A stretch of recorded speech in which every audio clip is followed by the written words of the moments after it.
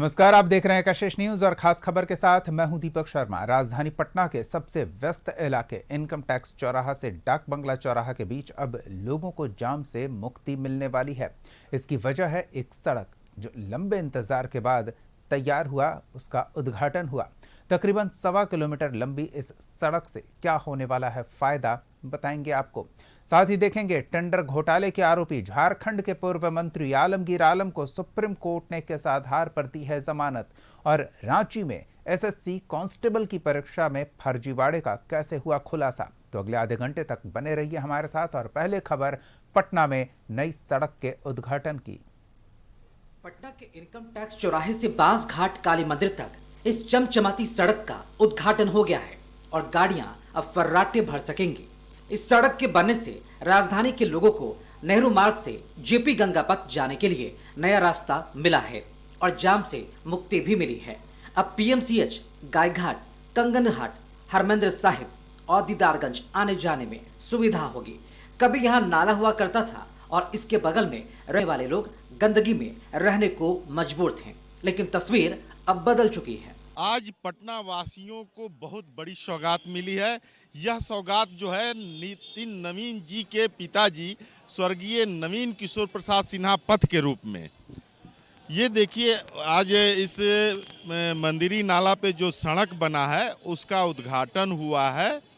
नवीन किशोर सिन्हा पथ सम्राट चौधरी के द्वारा, जो कि मुख्यमंत्री उनके द्वारा, और माननीय राज्यसभा सांसद और भाजपा के राष्ट्रीय अध्यक्ष नितिन नवीन के मौजूदगी में विजय कुमार चौधरी, उप मुख्यमंत्री विजेंद्र यादव, उप मुख्यमंत्री नीतीश मिश्रा, नगर विकास एवं आवास मंत्री रामकृपाल यादव, सहकारिता मंत्री रविशंकर प्रसाद, स्थानीय सांसद श्रीमती सीता साहू महापौर और रेशमी चंद्रवंशी उप महापौर, इनकी मौजूदगी में इसका उद्घाटन हुआ है। ये देखिए, उद्घाटन का सभा स्थल है और अभी थोड़ी देर पहले ही इसका उद्घाटन हुआ है। इसके उद्घाटन होने से मंदिरी नाला जो नरक हुआ करता था, सड़ाद हुआ करता था, आना जाना मुश्किल हुआ करता था, अब उस पर 4 लेन सड़क जो बन गई है।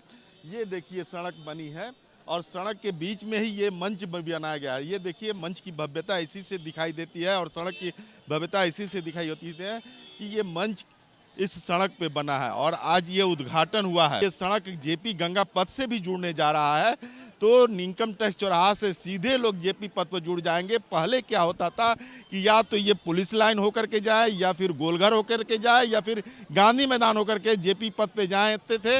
लेकिन अब क्या है कि इनकम टैक्स चौराहा से सीधे बांस घाट होते हुए जेपी पथ पर जाने का रास्ता सुगम हो गया है। इस सड़क का नाम नवीन किशोर सिन्हा पथ रखा गया है, जो पटना पश्चिम के पूर्व विधायक थे और बीजेपी के राष्ट्रीय अध्यक्ष नितिन नवीन के पिता हैं।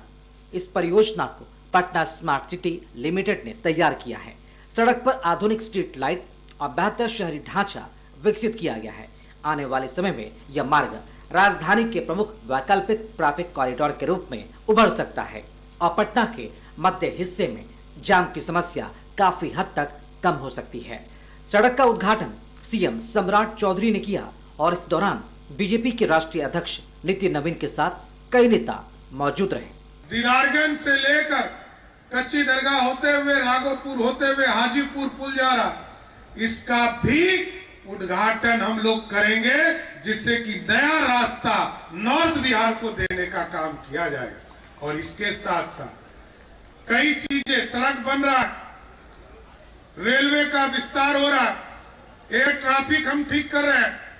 एयर ट्रैफिक में सोनपुर में नया एयरपोर्ट बना रहे, बगल में बीटा में नया एयरपोर्ट बना रहे और पटना एयरपोर्ट को भी ठीक करेंगे। इसके लिए भी एक हाई लेवल कमेटी हमने भारत सरकार के सचिव के अध्यक्षता में निर्देशित किया है कि इसको बनाइए कि पटना के लोग सेफ लैंडिंग कर सके। पिताजी के जो सपने थे, उस सपने को उन्होंने पूरा किया। सड़क के निर्माण से पूरे इस इलाके के जीवन में बदलाव आ रहा है और मैं आज समस्त यहाँ के लोगों को बधाई देता हूँ, अभिनंदन करता हूँ।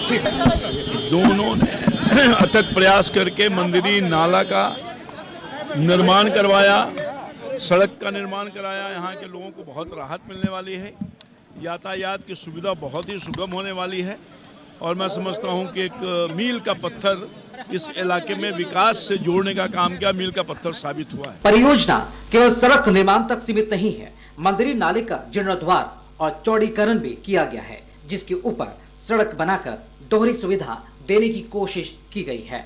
बरसात के दिनों में इन इलाकों में जल जमाव बड़ी समस्या बन जाती थी, लेकिन अब बेहतर जल निकासी से लोगों को राहत मिलने की उम्मीद जताई जा रही है। कशिश न्यूज के लिए पटना से राजीव रंजन।